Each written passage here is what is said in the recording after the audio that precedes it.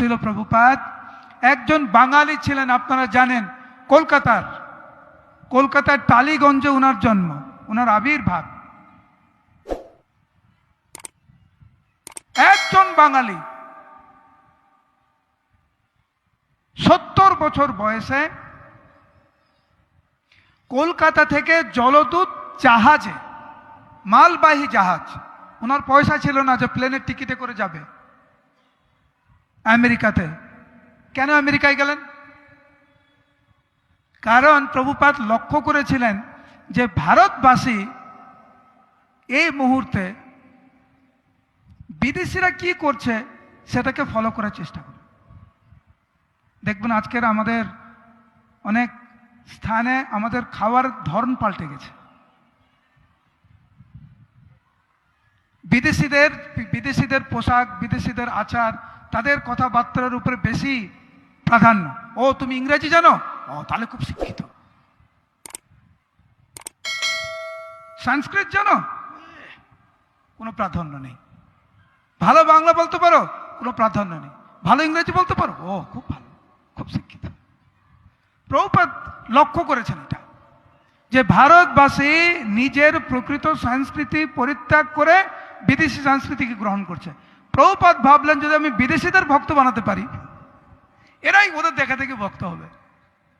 তাছাড়া ওনার গুরুদেব ভক্তি সিদ্ধান্ত সরস্বতী ঠাকুর প্রভুপাদ আমাদের প্রভুপাদকে নির্দেশ দিয়েছিলেন সারা বিশ্বে মহাপ্রভুর বাণী প্রচার করতে।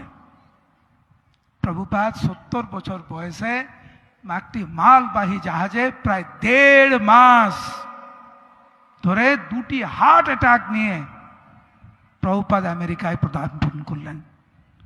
এবং কয়েক বছরের মধ্যে ছিল প্রভুপাদ সারা বিশ্বে 108টি মন্দির উনি স্থাপন করলেন। প্রভুপাদ লিখেছেন যে উনি যখন বস্টন শহরে যখন জলদূত জাহাজ থেকে, মালবাহী জাহাজ থেকে যখন নামলেন, প্রভুপাদ বলছেন আমি বুঝতে পারছিলাম না আমি ডান দিকে যাব না বাঁ দিকে যাব। পকেটে কোনো পয়সা নেই, না থাকার জায়গা, না খাওয়ার জায়গা, কিচ্ছু নেই, কিন্তু ভগবানের উপরে অগাধ বিশ্বাস ছিল প্রভুপাদের। মহাপ্রভুর বাণীর উপরে অগাধ বিশ্বাস যে পৃথিবীতে আছে যত নগরাদি গ্রাম সর্বত্র প্রচারিত হইবে মোর নাম। মহাপ্রভুর এই বাণীকে সার্থক করার জন্য ছিল প্রভুপাদ গেলেন আমেরিকাতে একা। আর ফলস্বরূপ আজকের ইস্কনের সারা বিশ্বে প্রায় 1000-এর বেশি মন্দির। মানব জীবনের উদ্দেশ্য হচ্ছে নিত্যকালের জন্য সমস্ত দুঃখ কষ্ট থেকে নিবৃত্ত হয়ে ভগবানের ধামে ফিরে যাওয়া। এই সুবর্ণ সুযোগ আমাদের কাছে এনে দিয়েছেন ইস্কনের প্রতিষ্ঠাতা আচার্য সুলভয় চরণারবিন্দ ভক্তিবেদান্ত স্বামী শিল প্রভুপাদ। ভগবানের মহিমা আজ শিল প্রভুপাদ সারা বিশ্বে প্রচার করেছেন। আজ মায়াপুরে আসুন, কিভাবে একটি স্থানে 70টি দেশের ভক্তরা ঐক্যবদ্ধভাবে ভগবানের সেবা করছে।